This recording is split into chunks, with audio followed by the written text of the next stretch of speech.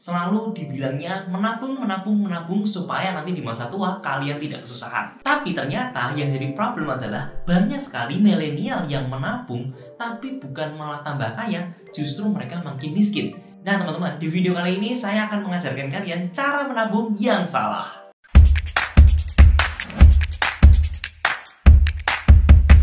Nah, sebenarnya ada 3 poin kenapa orang-orang di Indonesia, terutama milenial dan Gen Z ini, punya mindset yang salah. Nah, yang pertama, mereka itu menabung karena gengsi.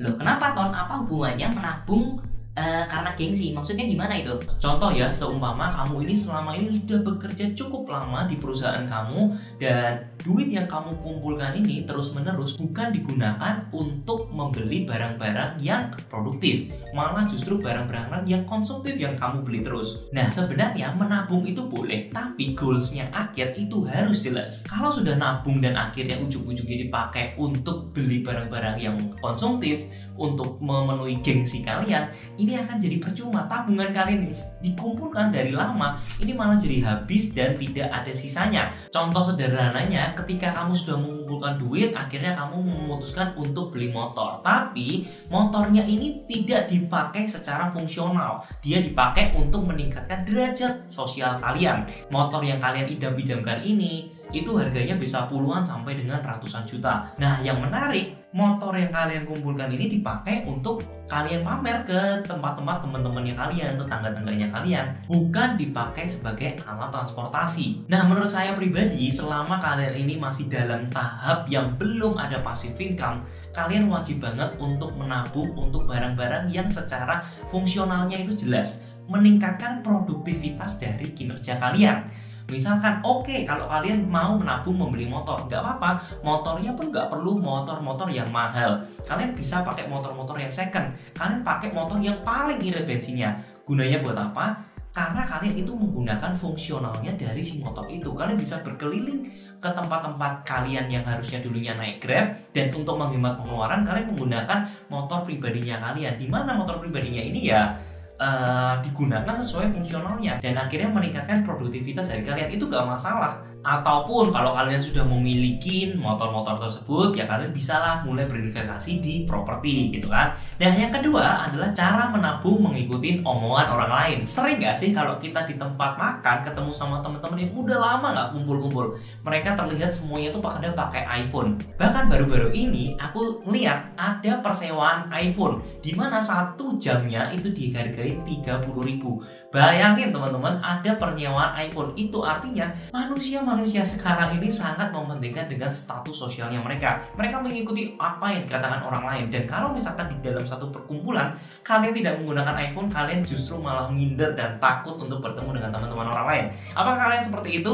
Kalau kalian seperti itu dan kalian itu menabung dengan mengikuti apa yang dikatakan orang lain, zaman sekarang mah harus pakai iPhone apa segala macam, itu berarti kalian terjebak di cara menabung yang salah, teman-teman. Padahal kalau kita ngelihat orang-orang yang true crazy rich itu benar-benar tidak menggunakan barang-barang yang fancy. Mereka memang ada 1-2 mobil yang mewah, tapi itu digunakan untuk memperlihatkan tamu-tamunya bahwa mereka ini punya bargaining power yang besar. Tapi bukannya mereka jadi kayak punya ratusan mobil sport ya, punya rumah di mana-mana yang tidak terpakai dan tidak digunakan, ya bukan seperti itu. Mereka tetap fokusnya adalah ke fungsionalnya, bukan untuk meningkatkan gengsi, bukan untuk mendapatkan omongan orang lain supaya mereka itu terlihat istimewa. Justru mereka menggunakan pakaian yang seadanya, gadget yang seadanya. Tapi kalau memang diperlukan menggunakan presentasi poin, mereka harus pakai tablet yang besar, ya mereka akan beli. Tapi kebanyakan mereka itu belinya secara fungsional. Bahkan mereka tuh makan juga nggak di tempat-tempat yang terlalu fancy. Mereka makan ya pada normalnya aja, makan bakmi pinggir jalan ya nggak masalah gitu. Itu yang bener-bener the true crazy rich, bukan yang pengen terlihat dia ini crazy rich yang lagi naik daun. Nah, yang ketiga, cara menabung yang salah karena lingkungan dan situasi.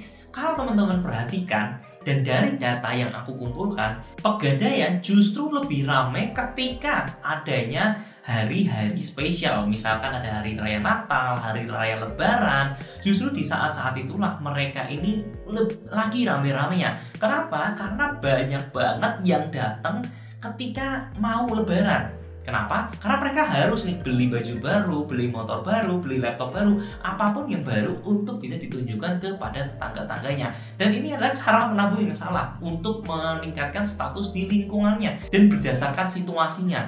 Apakah harus yang baru? Ya baru boleh, tapi disesuaikan dengan kebutuhannya pribadi. Sebenarnya ini sederhana ya, aku juga nggak bilang kalau ini tuh nggak boleh gitu loh. Memang kita boleh beli barang yang baru, cuman bagi saya pribadi lebih baik kita ini kalau misalkan ke kampung dengan bahan yang sederhana dibandingkan kita setelah pulang dari kampung pindah ke kota kita malah pusing untuk mikirin hutang-hutang dari pegadaian tersebut. Sekali lagi, menabung tidak digunakan untuk menabung hal-hal yang konsumtif selama kalian ini masih belum memiliki passive income yang bisa mengikuti gaya hidupnya kalian. Selama kalian ini tidak memilih aset yang produktif, kalian itu akan masuk ke dalam rat race. Kalian akan bekerja untuk menumbuhkan gengsinya kalian. Setelah itu gengsinya kalian membuat kalian terikat, terjerat dengan hutang, dan akhirnya kalian harus bekerja lebih keras lagi.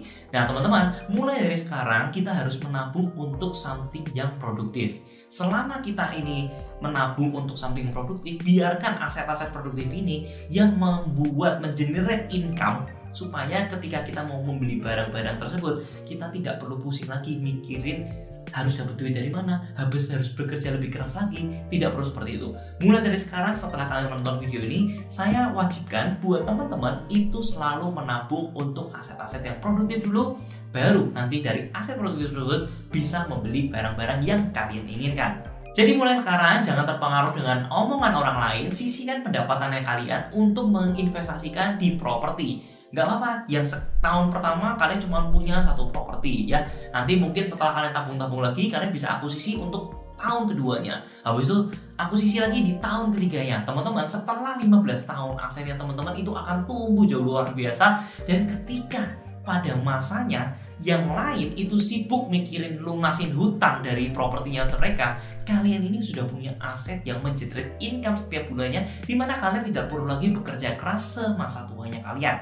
Pasti kalian ingin dong liburan dengan keluarga kalian yang tersayang, dimana kalian tidak lagi memusingkan masalah finansial yang ada saat ini. Oke, sekian dulu video dari saya. Semoga 3 cara menabung yang salah ini bisa membantu kalian untuk mengingatkan lagi bahwa sebenarnya kalian ini sedang menabung yang salah atau justru yang benar. Jika teman-teman ada pertanyaan atau ide tentang konten berikutnya, kalian bisa ngobrol di kolom komen atau kasih saran yang lebih baik lagi untuk bisa menabung yang lebih benar. Dan jika teman-teman suka dengan video ini, kalian pastikan klik tombol like, klik subscribe di video kali ini, dan jangan lupa untuk bagikan video ini ke teman-teman sebanyak-banyaknya, semuanya mereka ini tersadar bahwa mereka ini sedang menabung yang salah atau sudah masuk di jalur yang menabung yang benar. Thank you for watching and I'll see you in the next video. See ya guys!